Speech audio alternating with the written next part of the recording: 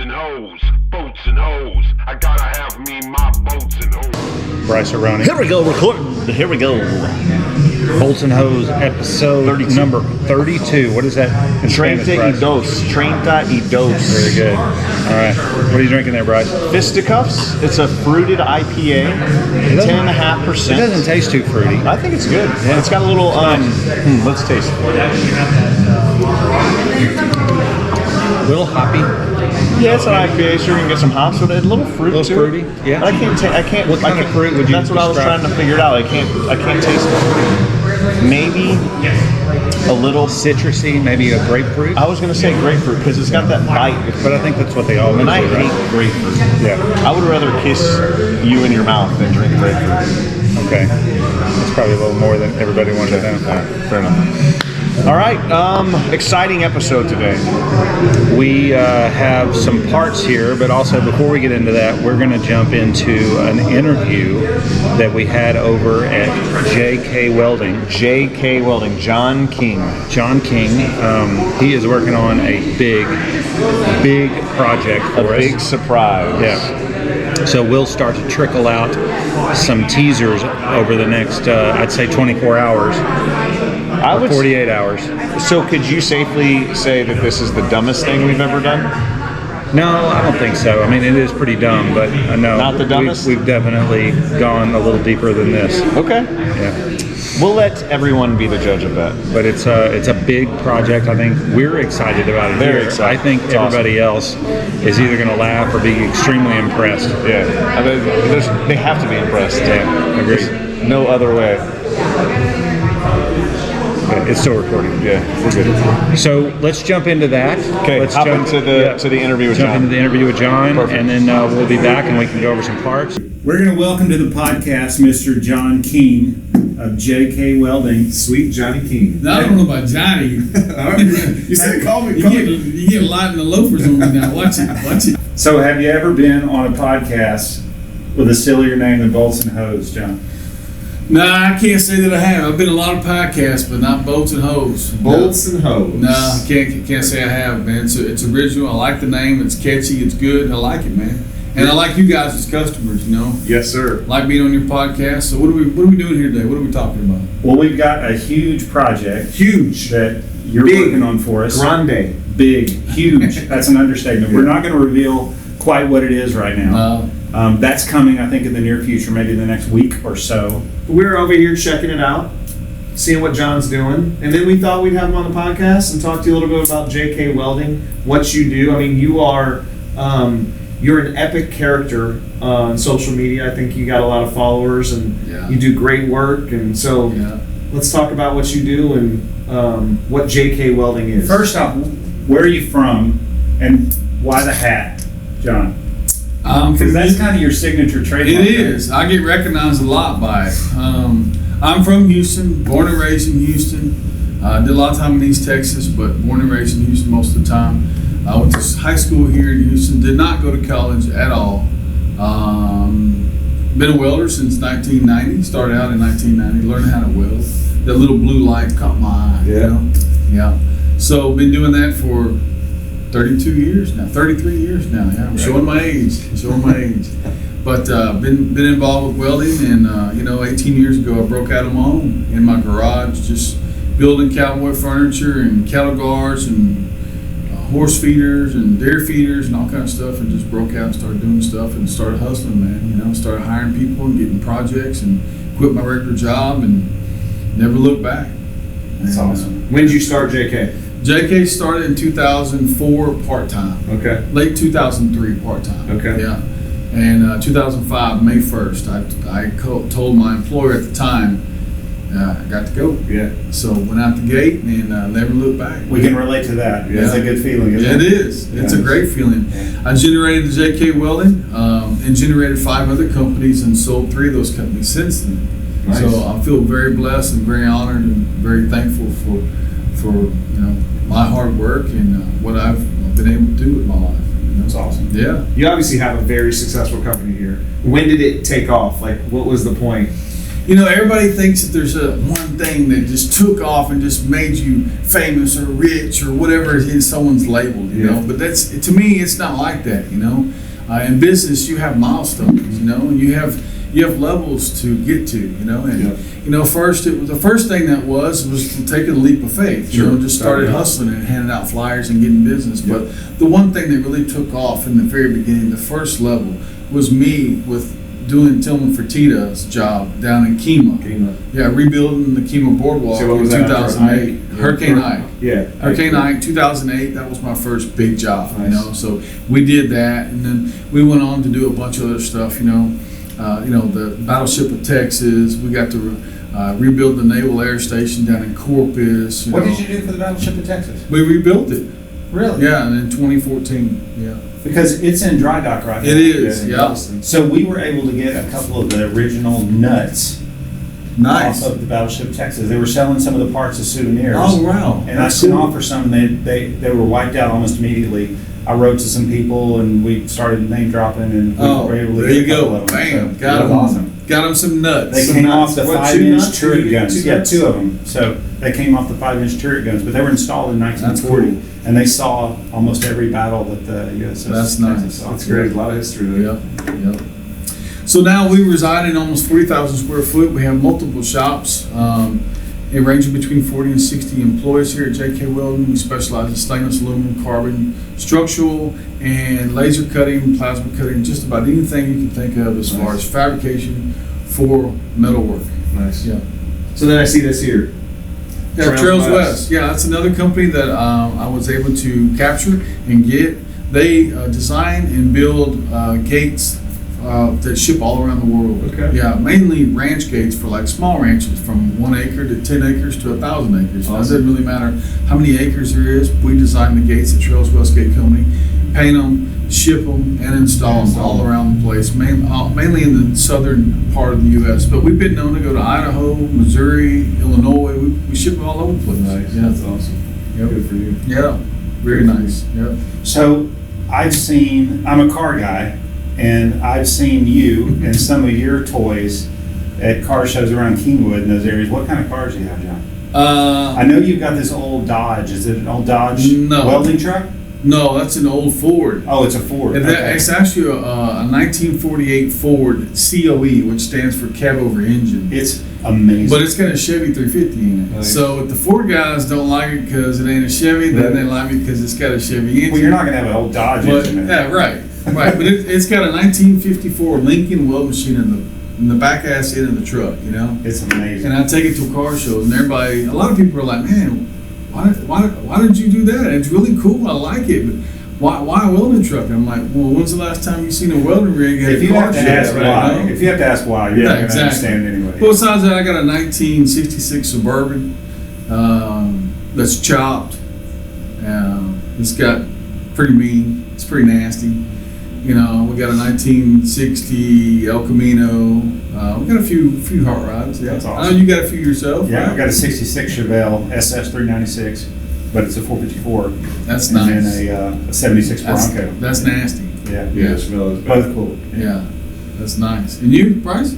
You know, I have more newer rides. Oh, that's okay. yeah.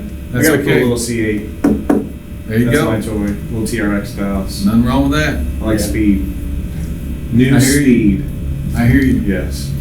Well, good. Well, guys, I'm glad y'all came out and brought the podcast to us and got to see the facility. And hopefully you get to reveal your new project. Something big, something very big. This man and his crew are building for us. Yep. Can't Very wait to excited. reveal it. Can't wait to reveal it. It's gonna be wild. Yeah. It's gonna be nuts. Thanks a lot, guys. John. Appreciate it. Thank you. All right, appreciate you, Thank man. you. Yeah. Yeah. That's stay cool. Bolts and hose! And we're back. That was, John and his group over there are impressive people. I've always known about J.K. Welding. I've always known their reputation for doing great work. I've never walked around that facility before, but they've got some impressive stuff. They've got a 6 kilowatt laser over there that's like brand spanking new, and it runs like a top. They just installed a couple of new buildings, and they've internalized some of their coding processes, which they were having to outsource that before, so they're growing. They just got like we are. an air-conditioned room for all their TIG welding and stainless and aluminum welding. I mean, it's a cool operation, man. They're doing a lot of cool parts. He does, you know, it's not your typical manufacturing area. He's got a gift shop inside his lobby where he's got all of his marketing memorabilia. Custom whatever you wanna call hats, it. Yeah. jackets, Hats, shirts, wallets, bottle openers, and I mean, there was some crazy stuff There was there. some crazy stuff. It was very imaginative folks over there at JK Welding. So It really was. we really appreciate their help on this project, and you know, everybody will start to see it in the next few weeks. I think it's going to be pretty impressive. I mean, there's going to be some epic people joining us to unveil what is happening. So Hopefully, yeah, I think so. yeah, I mean, it's hard to stay away from what we're doing. it's true. It's pretty epic. Yeah. So let's jump into some parts, Bryce. Parts of the week. You want to go big or We small? got quite the spread here. We have 5 parts today, so a little, but 3 of them kind of go together. I want would to start say. small this week. Small, okay. Start small. This is going to be hard to see, everybody. So this little guy here, that, my friends, can you guess the size? That is going to be what, a 1032? 1032. It's actually a 632. 632. Man, 632 socket head cap that screw. is tiny. What material? 718 Whoa. Inconel. I know we always talk about 718, but it's probably my favorite alloy to talk about. Very, high dollar, high nickel content. Hard to machine. Hard 32. material. I know, and we're broaching that, and threading it. Yeah. It's pretty impressive. Oh, that's the one Freddie showed me. We broached that on the baby. I Yeah. think. Yeah. He showed me that. This is actually a repeat job that we've done for a good customer. This is, I think, the second or third time we've done this job. So this was a scrap piece, so there's still a little rough, but this isn't what we're shipping to the customer. But a very cool, intricate part. Yeah. I like it. What's Next one. Okay, here These we go. kind of go together, right? They do these. Yeah. So these 2 are part of the same order. I don't know what you would call these. Maybe a double end with a shoulder, some holes. I don't even know what you call these things. You know, it looks like this is some type of port for some type of hydraulic or fluid that goes through that, So- like a manifold. Check this. It's a threaded hole on this side, And that's what makes me believe that is this is an NPT internal thread. and then So- that hole that's drilled down here is drilled to this hole, and so fluid does evacuate from that hole, I would guess. Yeah. So, then the great debate comes in, is that a fastener or is that a manifold? That's a good question. It's a fastener fold. A fastener fold, a fast fold, a folded thread, A manifold. a mana, yeah, something. Whatever you want to call it, it's cool. B7 material. And so this is basically the same thing, except it doesn't have that internal thread. That's a center drill on that side. This side, it's just solid. They do have these, I'm assuming, what do you think those holes are for? That seems like it's for a pin or a clevis pin. Yeah, clevis pin probably. Yeah. Yeah, you're probably right. Something to lock it in place, I'm not sure. So this one here, the smaller one was a 5/8 11. This one here is 1 1/8" Yep. Beautiful threads, all CNC single tool machine. Yep. Cool parts. And Bryce didn't want to bring this one out, but this One really it excites Chris. It looks nice, and primarily because it is got the wrench flats on the end of that machined area there. But this is an M48 thread. What's the pitch on that, Bryce? No way. 4.0. M48 4. You sure it's an M48? Double-ended set. I It's am not an positive. M42? I verified that with the man, Aiden Pantoya, earlier today. Okay, And fair he enough. told me, he measured it in front of me and verified that it is an M48 4 with wrench flats, B7 material, 4140 heat treated. Excellent, beautiful part. This is an extra piece from an order we shipped recently. It's beautiful. It's I a love good it. looking part. Yeah, it's not something you're going to find on the shelf. It's special. It's very indicative of what we do. It's amazing what gets you excited. The bar is really not that high, It's right? not at all. An M48 double-ended stud with wrench flats. I love that. You're jacked about that part. I'm not ashamed of it. Chris came I love it. running across the shop, like running with this thing in his hand. Let's do this one, Bryce. Let's do this one. Running, and I'm Well, not yeah, sure. you can't run. The That's a good high-pitched point. tone. I don't know about all that. We got one more though. All right. This is the one we're gonna have to back the camera out of. I think. Back it up. Oh my goodness. That is a part there, Brad. What is that? That's a hex bolt, right? This is a hex bolt. One more time. Very nice hex bolt. Very long. Very long. Very difficult to machine. You got to have special equipment to do that. So that is. Maybe Casey could guess the size and the length on that. All right, our trusted Casey. That's him waving at you. What size do you think that bolt is? That right there? What's the length? The length in feet? Or in inches? I'm gonna go feet. Feet. Okay. Man, that's 3.5 feet. Pretty Not close. bad. Yeah. Not bad. So 3.5 feet, that correlates to about 42 inches. Okay. Nice. 45 inches. 45 and a half I thought it was inches. 48. 45 and a half. Okay. That's 48. That's what I'm thinking. I don't think that's not M48. 48 inches. but I think 48's just stuck in your head. It's 45 and a half. I have no respect, Casey. No respect. None. So yeah, 45 and a half inches, inch and a half. What's the throw? 8. 6. 8 pitch. Oh, 6. It's a That's 6, right. It is yeah. a 6. Yes. Of course. So, yeah, hex bolt. We haven't marked them yet, but we'll finish marking those. A354 BC material. So again, alloy steel. That's a rare one, right? For us, Yeah, it's a rare one. You know, it just comes and goes. I think we saw one week. That's more of a structural material, right? You know, BD is more of a structural. I think BC is a little lower strength. It's similar to B7 as far as strength and hardness goes. Okay. So BD is I thought similar. BD was equivalent to B7. No. BC is equivalent to B7. BD is equivalent to A325. Okay. You're just a wealth of knowledge, Bryce. Not at all. I'm impressed. Not at all. Yeah. I could have that backwards too. I think you're back. You never know. So someone Google it and comment and tell me how wrong or right I am. We should probably know that. You know, we drink a lot. We have people. that We know have that. good people. I mean, that's the kicker here is we surround ourselves with quality, intelligent, high level. And we have reference books on our desk, so there's never a question. Hey, what did we do this week? Tuesday. That was a cool event.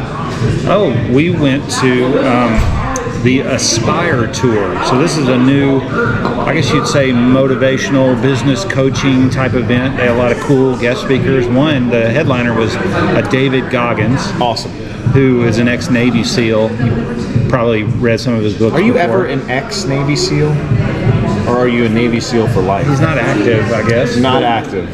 Okay, so he's a Navy SEAL. He was a Ranger. Yeah. I mean, he did all the big military special forces. He's a bad mofro. Yeah, and we had Kendra Scott there, which she is a native Texan. She's from Texas. She lived in Houston. She went to high school in Houston. Yeah, Klein. Klein, yeah. And she is one of 20 women startups that became a $1 billion worth of revenue, in excess of $1 billion. Yeah, company was evaluated for over $1 billion. Really impressive. So she has started and sold many businesses. Yeah. Obviously, Kendra Scott being Marcus Lemonis is another one. the dude. He was one of my favorites. He's very good. Andrew, God, I can't Cordell, dude, one of my favorites. If you get a chance, We didn't know him, but No after idea. seeing him, it's like, why don't we know this if guy? you get a chance to listen, he has Money Is his podcast, and it is, dude, he is hilarious. He's smart as hell. He's very risque. He cusses all the time, Yeah. so he's got my vote. Yeah, just we that love on him. that. Yeah. And he's just a smart businessman. So And your favorite was Tim Story. I know that, right? you know, probably not. Probably not. So he was the opener. He was okay. I don't like He's okay. talking bad about people, but You so know, I'll stop there. There's a reason why he was the opener, right? Yeah. So he served his purpose. Exactly. But everybody there, it was top notch. It was great. We actually ran into some people we knew there, which was cool. It was a pretty well attended event. I think it was probably 3,500 people I think there. there's a 2,500. 2,500. Yeah, 2,500. Okay, but it was a great event. We had a great time. So it was an all-day deal. Went and listened to a lot of smart people that have started and built and grew and mentored and sold companies.